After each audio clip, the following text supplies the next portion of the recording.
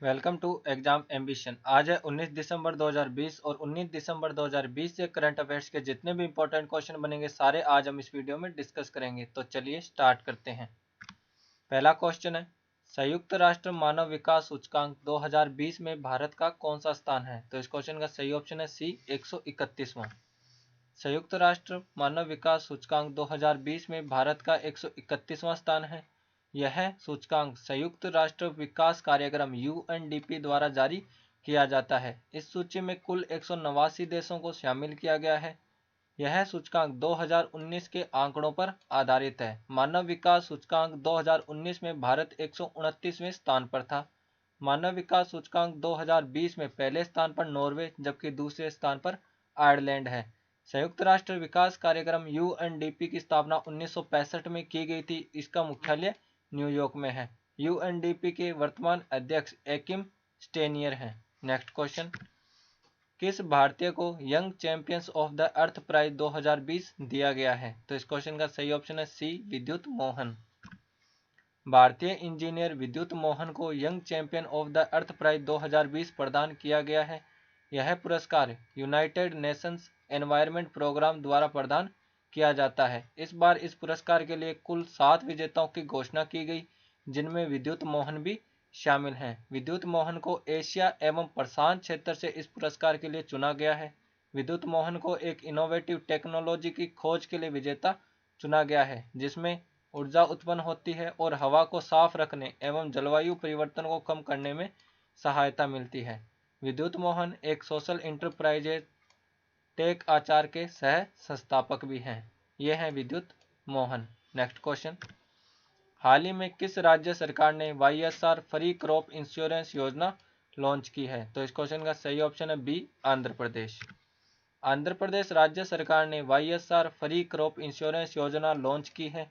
इस योजना के तहत कृषि मौसम 2019 में जिन किसानों की फसल बर्बाद हो गई उन्हें बीमा प्रदान किया जाएगा। इस योजना में किसान द्वारा कोई प्रीमियम नहीं लिया जाएगा और यह बीमा पूरी तरह से फ्री होगा। यह है मैप में आंध्र प्रदेश। आंध्र प्रदेश की 3 राजधानियां हैं, Amravati legislative capital, Visakhapatnam executive capital और कुर्नूल जुडिशियल कैपिटल। आंध्र प्रदेश के मुख्यमंत्री जगन मोहन रेड्डी और आंध्र प्रदेश के राज्यपाल हैं विश्वभूषण हरिचंद्रन। नेक्स्ट क्वेश्चन, अंतर्राष्ट्रीय प्रवासी दिवस इंटरनेशनल माइग्रेंट्स डे कब मनाया जाता है? तो इस क्वेश्चन का सही ऑप्शन है सी, 18 दिसंबर। अंतर्राष्ट्रीय प्रवासी दिवस प्रत्येक वर्ष 18 दिसंबर को मनाया जाता है। 18 दिसंबर 1990 को संयुक्त राष्ट्र महासभा ने सभी प्रवासी कामगारों के अधिकारों और उनके परिवार के सदस्यों के संरक्षण पर अंतर्राष्ट्रीय समझौते को अपनाया था। इसलिए प्रत्येक वर्ष 18 दिसंबर को यह दिन मनाया जाता है। इस वर्ष इस दिवस की थीम री इमेजिनिंग ह्यूमन मोबिलिटी है। यूनेस्को द्वारा प्रत्येक वर्ष 18 दिसंबर को विश्व अरबी भाषा दिवस भी मनाया जाता है। पहली बार यह दिन यूनेस्को द्वारा 2012 में मनाया गया था। संयुक्त राष्ट्र महासभा ने 18 दिसंबर 1973 को ही अरबी भाषा को संयुक्त राष्ट्र की 6ठी भाषा के रूप में अपनाया था। नेक्स्ट क्वेश्चन, हाल ही में एशिया पैसिफिक ब्रॉडकास्टिंग यूनियन के उपाध्यक्ष के रूप में किसे चुना गया है? तो इस क्वेश्चन का सही ऑप्शन है सी, शशि शेखर वेम्पति। हाल ही में एशिया पैसिफिक ब्रॉडकास्टिंग यूनियन के उपाध्यक्ष के रूप में शशि शेखर वेम्पति को चुना गया है। इनका कार्यकाल एशिया पैसिफिक ब्रॉडकास्टिंग यूनियन में 3 वर्ष का होगा। शशि शेखर वेम्पति वर्तमान में प्रसार भारती के सीईओ हैं।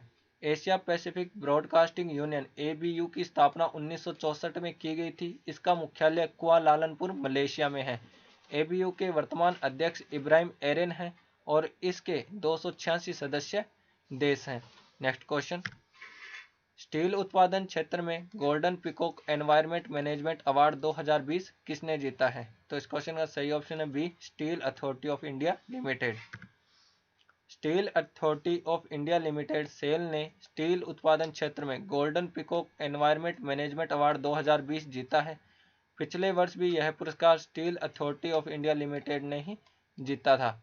सतत एवं पर्यावरण के अनुकूल इस्पात निर्माण की दिशा में कंपनी द्वारा किए गए प्रयासों के कारण यह पुरस्कार प्रदान किया गया है। Steel authority of India limited SAIL की स्थापना 19 जनवरी 1954 को भारत सरकार के एक उपक्रम के रूप में की गई थी। इसका मुख्यालय नई दिल्ली में है। सेल के वर्तमान सीईओ अनिल कुमार चौधरी हैं। नेक्स्ट क्वेश्चन, हुनर हाट कार्यक्रम का आयोजन किस मंत्रालय द्वारा किया जाता है? तो इस क्वेश्चन का सही ऑप्शन है डी, अल्पसंख्यक मामलों के मंत्रालय। हुनर हाट कार्यक्रम का आयोजन अल्पसंख्यक मामलों के मंत्रालय द्वारा किया जाता है। इस बार 23वें हुनर हाट कार्यक्रम का आयोजन उत्तर प्रदेश के रामपुर में किया जाएगा। यह कार्यक्रम 18 दिसंबर से 27 दिसंबर तक आयोजित किया जाएगा। इस कार्यक्रम में देश के कारीगरों द्वारा बनाए गए स्वदेशी उत्पाद के साथ साथ देश के हर कोने से पारंपरिक लजीज पकवान भी उपलब्ध होंगे। इस कार्यक्रम की थीम जान भी जहान भी रखी गई है। वर्तमान में केंद्रीय अल्पसंख्यक मामलों के मंत्री मुख्तार अब्बास नकवी हैं। नेक्स्ट क्वेश्चन, हाल ही में किस राज्य ने अम्मा मिनी क्लिनिक योजना लॉन्च की है? तो इस क्वेश्चन का सही ऑप्शन है बी, तमिलनाडु। हाल ही में तमिलनाडु राज्य सरकार ने अम्मा मिनी क्लिनिक योजना लॉन्च की है।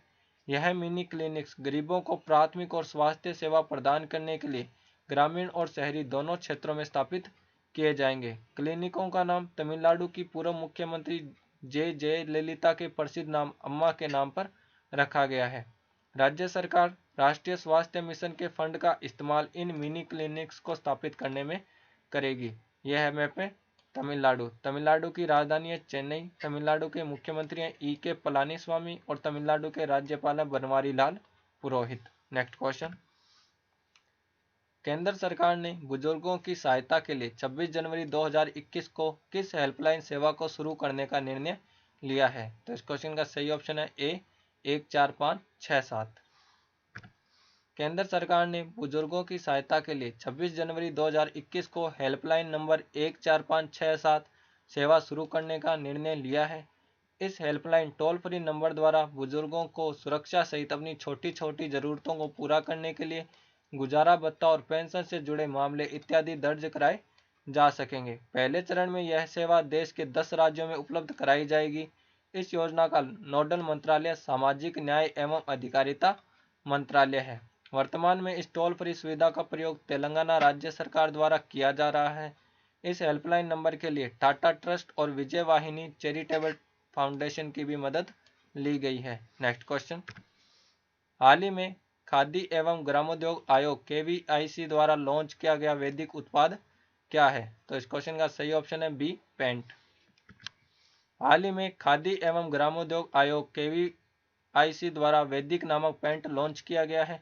इस पेंट का निर्माण गाय के गोबर द्वारा किया गया है। खादी एवं ग्रामोद्योग आयोग के जयपुर स्थित Kumarappa national handmade paper institute द्वारा विकसित इस पेंट के निर्माण में 30% तक गाय के गोबर का इस्तेमाल किया गया है। वैदिक पेंट के निर्माण से नए रोजगार के सृजन के साथ साथ किसानों की आय में भी वृद्धि होगी। सूक्ष्म लघु एवं मध्यम उद्यम MSME मंत्रालय के अधीन कार्य करने वाली खादी एवं ग्रामोद्योग आयोग KVIC की स्थापना 1954 में की गई थी। इसका मुख्यालय मुंबई में है। KVIC के वर्तमान अध्यक्ष विनय कुमार सक्सेना है। नेक्स्ट क्वेश्चन, किस मंत्रालय के द्वारा ब्रांड इंडिया मिशन लॉन्च किया जाएगा? तो इस क्वेश्चन का सही ऑप्शन है सी, वाणिज्य और उद्योग मंत्रालय। वाणिज्य और उद्योग मंत्रालय द्वारा ब्रांड इंडिया मिशन लॉन्च किया जाएगा। इस मिशन का उद्देश्य भारत में निर्मित गुणवत्ता वाले उत्पादों को बढ़ावा देना है। पहल के तहत भारतीय और देश के बाहर के ग्राहकों को भारत में निर्मित उत्पादों के बारे में शिक्षित किया जाएगा। इस पहल के तहत भारत के टैग किए गए निर्मित सामान ग्राहकों को प्रदान किए जाएंगे और निर्माताओं को टैग प्राप्त करने के लिए न्यूनतम 20% स्थानीय सामग्री का उपयोग करना होगा। वर्तमान में केंद्रीय वाणिज्य और उद्योग मंत्री पीयूष कुमार गोयल हैं। नेक्स्ट क्वेश्चन, संयुक्त राष्ट्र महासभा द्वारा किस वर्ष को सतत विकास के लिए रचनात्मक अर्थव्यवस्था के लिए अंतर्राष्ट्रीय वर्ष के रूप में नामित किया गया है? तो इस क्वेश्चन का सही ऑप्शन है बी, 2021। संयुक्त राष्ट्र महासभा द्वारा वर्ष 2021 को सतत विकास के लिए रचनात्मक अर्थव्यवस्था के लिए अंतर्राष्ट्रीय वर्ष के रूप में नामित किया गया है। इसकी घोषणा संयुक्त राष्ट्र महासभा के 74वें सत्र में की गई है।